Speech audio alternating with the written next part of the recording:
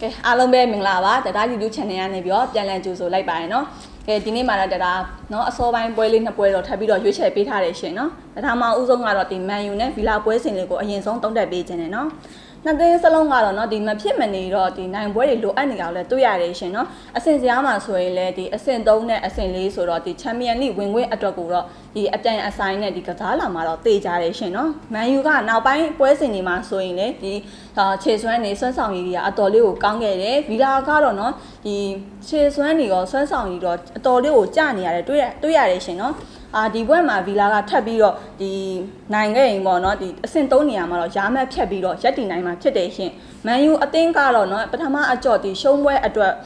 ဒီဘက်မှာဒီအင်္ဂလိပ်ပလိတ်တက်တွေရှိမှာပေါ့နော်ဒီဘလို့အနိုင်ယူသွားမလဲဆိုတာကိုတော့ဒီညပွဲမှာပေါ့နော်ဒါတို့သိရမယ်ဒီပေးထားတဲ့ဒီကြေးမှာဆိုရင်တစ်လုံး40စားနဲ့6ပေါင်းကြေးကတော့3လုံး35စားနဲ့တော့စတည်ထားတယ်ရှင်နော်ပေးထားတဲ့ဒီကြေးအရာဆိုရင်တော့ဒါကဒီ Man U body နဲ့6ပေါင်းအပေါ်ကိုတော့စွန်းစားကြည့်ချင်တယ်နော်ဒါက Man U body ကိုတော့ပို့ပြီးတော့အကြိုက်တွေ့ရရှင်နောက်ထပ်တစ်ပွဲကတော့ဒီည7:00 နာရီမှာကစားမယ်ပေါ့နော်ဒီလီဗာပူးနဲ့ဒီစပါပွဲစဉ်လေးတော့သုံးသက်ပေးခြင်းတယ်ဒီပွဲစဉ်ကလည်းပေါ့နော်ဒီအကျိတ်အနေနဲ့ကစားလာမှာတေးကြရယ်နော်နှစ်သင်းစလုံးမှာကဒီရလက်တွေပိုင်းတွေကတိတ်ပြီးတော့စိုးဝမ်းနေတာကိုတွေ့ရရယ်နော်ဒီစပါအသင်းဆိုရင်လည်းဒီတန်းစင်းရမယ်ဒီအနေရနဲ့ဒီကြုံပြီးတော့တွေ့နေရတယ်ချန်ပီယံလိမှာတော့ဒီစပါက80ကို9ကို2ကိုနဲ့တော့အပြတ်အသက်ကိုရှုံးနေခဲ့တယ်ရှင်ဒီရှုံးနေမှုကြောင့်လေဒီပြိုင်ပွဲကထွက်ခွာသွားရဖို့ပေါ့နော်တေးကြတဲ့လောက်တော့ရှိနေပြီရှင်ဒီညပွဲမှာထပ်ပြီးမနိုင်ခဲ့ရင်တော့တန်းစင်းရမယ်အနေရကတော့ပို့ပြီးတော့နှိကတ်ရပြီ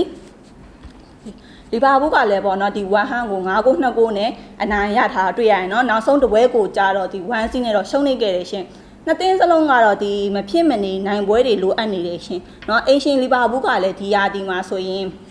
ချန်ပီယံလိအတွက်ပေါ့နော်ဒီအကောင့်ဆုံးအနေအထားတစ်ခုမှာတော့ရှိနေတယ်စပါအသင်းကလည်းဒီတန်းစင်းရမယ်ဒီအနေရကနေပြီးတော့ဝေးဖို့ဆိုရင်တော့ဒီလက်ကျန်ပွဲစဉ်တွေပေါ့နော်ဒီအနိုင်ရဖို့တော့လိုအပ်တယ်ဒါပေမဲ့လက်ရှိချစ်စွမ်းနဲ့ဆိုရင်တော့စပါကဒီမနိုင်ဖို့တော့ပို့ပြီးတော့များတယ်ရှင်နော်